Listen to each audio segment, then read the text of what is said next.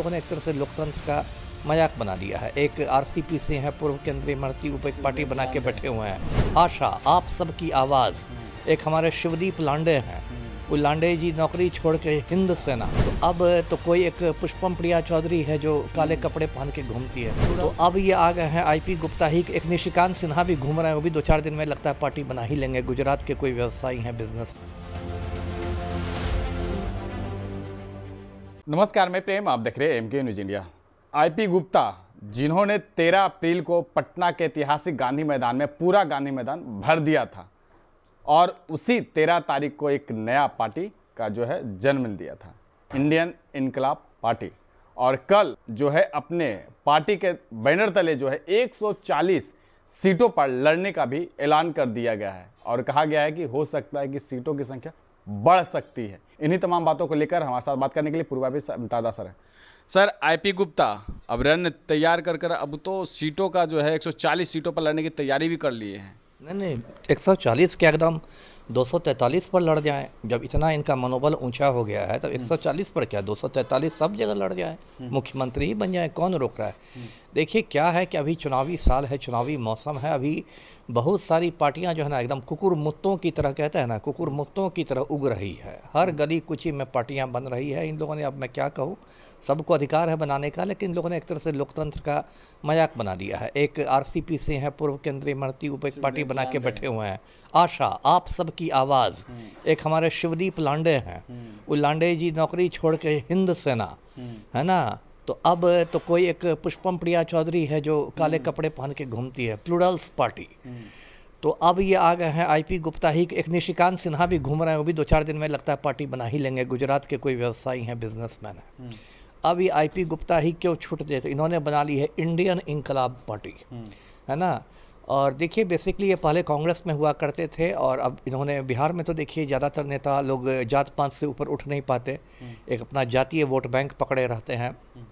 तो ये तांती ततवा पान समाज को लेके चल रहे हैं और पूरे बिहार में इधर काफ़ी घूम रहे थे हेलीकॉप्टर से, और पता नहीं इनकी फंडिंग कहाँ से हो रही है वो भी मेरी समझ में नहीं आ रहा। तांती ततवा को नहीं लेके चल रहा, पूरा कह रहे हैं जाति धर्म से उठ करके लेके चल। क्या बात है उनकी, आप प्रेस विज्ञप्ति देख लीजिए इंडियन इनकलाब पार्टी की। उसमें लिखा है कि हम उन उम्मीदवार खड़ा करेंगे जहाँ 15,000 से 80,000 तांती ततवा हो। 25 बार तांती ततवा का जिक्र किया गया है। तो ये कहना कि हम जाति धर्म मानते ही नहीं, तो क्या है मतलब, तो फिर पाखंड वाली बात हो गई ना।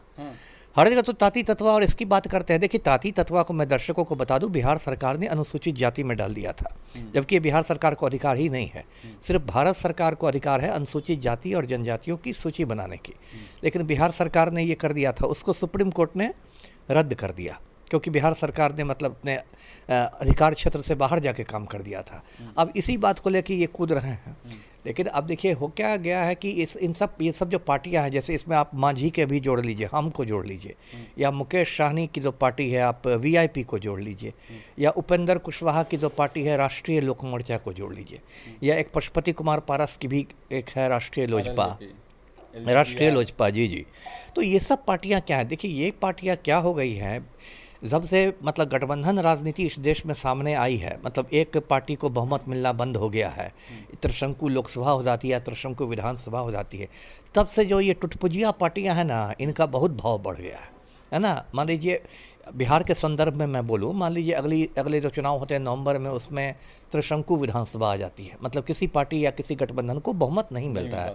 तो ये जितनी 4, 5, 6 सीटें वाली पार्टियां होंगी ना, वो सब एकदम किंग मेकर से कम है ही नहीं। आपको याद होगा पड़ोसी राज्य हमारा झारखंड है, वहाँ मधु कोड़ा जो निर्दलीय था वो मुख्यमंत्री बन गया, है ना। तो ऐसे मतलब कहते हैं ना, बिल्ली के भाग से छींका टूटा, तो मधु कोड़ा निर्दलीय विधायक मुख्यमंत्री बन गया था झारखंड का। तो ये लोग क्या करते हैं ना कि ये लोग 3-4 सीट लेके किंग मेकर बन जाते हैं और उसके बाद इतनी लंबी लिस्ट थमा देते हैं समर्थन के बदले कि भाई ये मंत्री पद दो, वो मंत्री पद दो, ये डिप्टी सीएम का पद दो, इतना मतलब हमारा आयोग में हमारा आदमी को रखिए, इसको एमएलसी बना दीजिए, इसको राज्यसभा भेजिए, इतनी लंबी लिस्ट लेके पहुंच जाएंगे। हमारे बेटा को यहाँ एडजस्ट कीजिए, बहू को यहाँ एडजस्ट कर दीजिए, समधन को इसमें रख दीजिए, समधी जी को ही कर दीजिए। तो अब मैं क्या कहूँ, ये लोकतंत्र के लिए एक मतलब दुर्भाग्यपूर्ण बात है। अभी यही जो आईपी गुप्ता कूद रहे हैं 140, और अब उसमें लिख रहा है कि हम और बढ़ा सकते हैं सीट। मतलब बाकी पार्टियों को धमका भी रहे हैं कि भाई हम एक भी सीट नहीं जीत पाएंगे, लेकिन वोट काट के तो आपका खेल भंडूल कर देंगे। और अभी इनकी पर्दे के पीछे दोनों से बातचीत हो रही होगी, एनडीए से भी और महागठबंधन से भी। और 140 ये सब तो खैर ऐसे ही हवाबाजी अंदर की बात है, होगी ही, इतनी तो राजनीतिक समझ मेरे पास भी ना है ना। और अंत में ये 4-5 सीट पर किसी भी गठबंधन के साथ चले जाएंगे, सट जाएंगे, और उसमें फिर 2-3 मिल गया तो किंग मेकर बन जाएंगे। तो इनके कार्यकर्ता फिर तो नाराज हो जाएंगे ना। अरे क्या कार्यकर्ता, पहली बात ये सब तो वन मैन शो वाली पार्टी रहती है। कौन कार्यकर्ता? जीतन राम मांझी के कार्यकर्ता नाराज़ हो रहे हैं क्या? मुकेश सहनी की पार्टी के कार्यकर्ता नाराज़ हो रहे हैं क्या?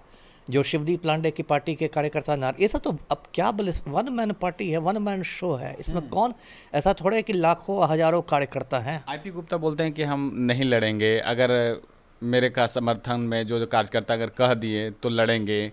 जमुई मेरा जो है गृह जिला है, तो फिर ये नहीं लड़ेंगे, फिर कह देंगे तो लड़ेंगे। अरे ये सब कौन, देखिए कौन सत्य हरिश्चंद्र के अवतार सब ये लोग हैं। ये सब राजनीति में नौटंकीबाजी होती है ना। पलटू राम परिवारवाद पर इतना बोलते थे, अब उनके बेटे निशांत कुमार की राजनीति में आने की चर्चा है कि हरनौत से लड़ेंगे।